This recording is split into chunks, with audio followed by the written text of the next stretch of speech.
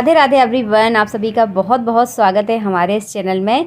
आप सभी को ऋषि पंचमी की बहुत बहुत शुभकामनाएं हमारे परिवार की ओर से। आज मैं आप सभी के साथ शेयर करूंगी कि किस प्रकार बिल्कुल सरल विधि से आप ऋषि पंचमी की पूजा कर सकते हैं। तो सबसे पहले एक पटा ले लीजिए या चौकी ले लीजिए। उस पटा या चौकी को देखिए इस तरह से आप हल्दी से बढ़िया से उसे लीप लें और लिपने के बाद पीले कलर का वस्त्र इस चौकी पर आपको बिछाना है। पीला कलर बहुत ज़्यादा शुभ माना जाता है और आज के दिन ऋषियों की पूजा की जाती है, तो ऋषियों के लिए भी पीला कलर जो होता है ना विशेष माना जाता है।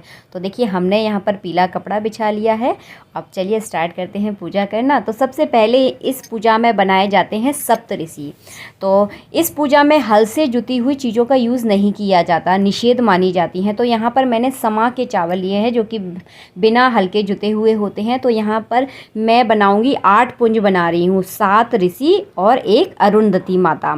देखिए इस तरह से बनाने हैं आपको 8 पुंज चावलों के। तो देखिए हमने इस तरह से 8 पुंज बना लिए हैं और इन 8 पुंजों के बाद आप गौरी गणेश की स्थापना ज़रूर करें। गौरी गणेश भी इस पूजा में विशेष माने जाते हैं। तो इन 8 पुंजों पर देखिए मैंने सुपाड़ी रख दी है। तो इस तरह से देखिए आपको सुपाड़ी के रूप में सप्त ऋषियों की यहाँ पर स्थापना करनी है और 1 अरुंधति माता की। और देखिए ये है जो अलग से 2 पुंज रखे हुए हैं, इन पर हम गौरी गणेश जी की स्थापना कर देंगे। अगर आपके पास मूर्ति है तो मूर्ति ले लीजिए, अगर नहीं है तो यहाँ पर आप हल्दी की गांठ और सुपाड़ी का यूज़ भी कर सकते हैं।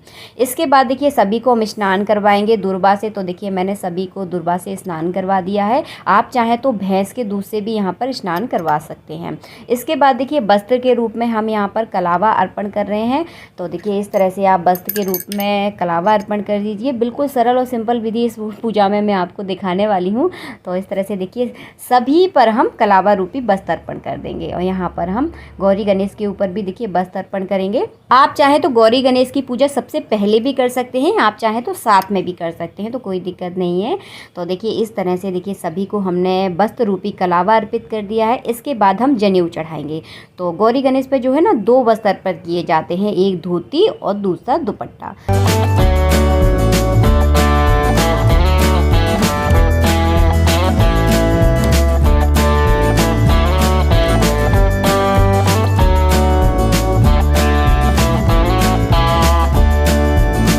इसके बाद हमने गणेश जी पर और 7 ऋषियों पर हमने यानी सप्त ऋषियों पर हमने यहाँ पर जनेऊ अर्पित किया है।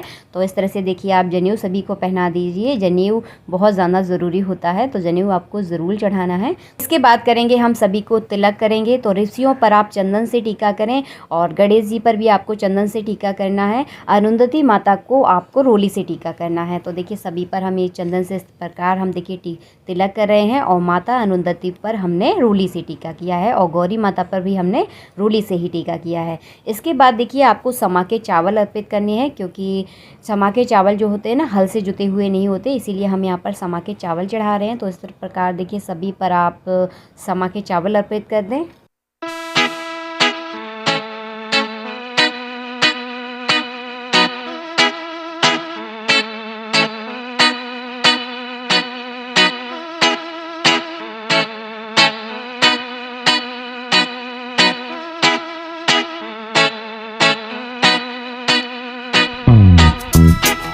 टीका करने के बाद चावल चढ़ाने के बाद हमने यहाँ पर फूल चढ़ाए हैं और सभी पर आप इस तरह से फूल चढ़ा दें। उसके बाद यहाँ पर मैं इत्र अर्पित कर रही हूँ। तो थोड़ी सी रुई में मैंने यहाँ पर इत्र लगा दिया है और इस तरह से देखिए सभी पर हम इत्र चढ़ाएंगे। तो देखिए इस तरह से मैंने गौरी गणेश पर, 7 ऋषियों पर और अरुंधति माता पर भी मैंने इत्र चढ़ा दिया है। तो इस तरह से देखिए आप सभी पर थोड़ी थोड़ी छोटी की जो रुई के छोटे छोटे गोले होते हैं ना, इस तरह से आपको चढ़ानी है। तो हमने इस प्रकार देखिए सभी पर इत्र अर्पित कर दिया है।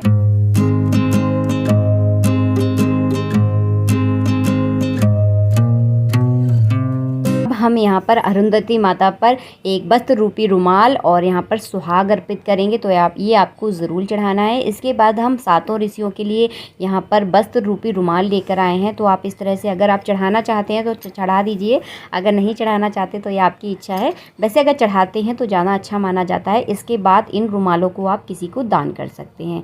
तो आप चाहें तो यहाँ पर रुमाल चढ़ा सकते हैं, आप चाहें तो तौलिया चढ़ा सकते हैं, जैसी आपकी गुंजाइश हो उस हिसाब से देखिए आप कर सकते हैं। तो हमने यहाँ पर देखिए 7 रुमाल चढ़ा दिए हैं और 2 रुमाल जो है ना हम गौरी गणेश को अर्पित करेंगे। तो इस तरह से देखिए आप सभी को वस्त्र रूपी वस्त्र ज़रूर अर्पण करें, वस्त्र रूपी नहीं, वस्त्र ज़रूर अर्पण करना है, क्योंकि ये चीज़ ना जो है ना आप चढ़ा रहे हैं उसको आप दान कर सकते हो बाद में और किसी के काम में भी आ जाएगी। तो यहाँ पर देखिए सभी को हमने इस तरह से वस्त्र अर्पित कर दिए हैं। इसके बाद हमने यहाँ पर धूप और दीप दिखाया है और इसके बाद जो है ना हम यहाँ पर भोग अर्पित कर रहे हैं। तो यहाँ पर मैंने जो भोग अर्पित किया है वो मैं आपको यहाँ पर बता रही हूँ। तो यहाँ पर भैंस का दूध मैंने चढ़ाया है और छुआरे अर्पित किए हैं मेवा के रूप में, और फल जो है ना मैंने यहाँ पर नारियल का फल चढ़ाया है। तो इस व्रत में जो है ना ऋषि पंचमी के व्रत में हल से जुती हुई किसी भी चीज़ का यहाँ पर भोग नहीं लगाया जाता। इसके बाद जो अगर आपके पास ऋषि पंचमी की कथा है तो आप कथा पढ़ लीजिए, अगर आपके पास कथा नहीं है तो कोई बात नहीं है, सिंपल आरती कर लीजिए। अगर आपको ऋषियों की आरती नहीं आती तो यहाँ पर आप सिर्फ गणेश जी की भी आरती आप कर सकते हैं, क्योंकि गणेश भगवान जो है ना सर्वप्रथम पूजे जाते हैं, इसीलिए आप यहाँ पर गणेश जी की भी आरती कर सकते हैं। तो देखिए इस प्रकार आप आरती कर ले सभी मिलजुल कर। और इस व्रत को जो है ना कन्याएं, शादीशुदा सभी लोग इस व्रत को रख सकते हैं और इस व्रत को रखना बहुत ज़्यादा ज़रूरी होता है।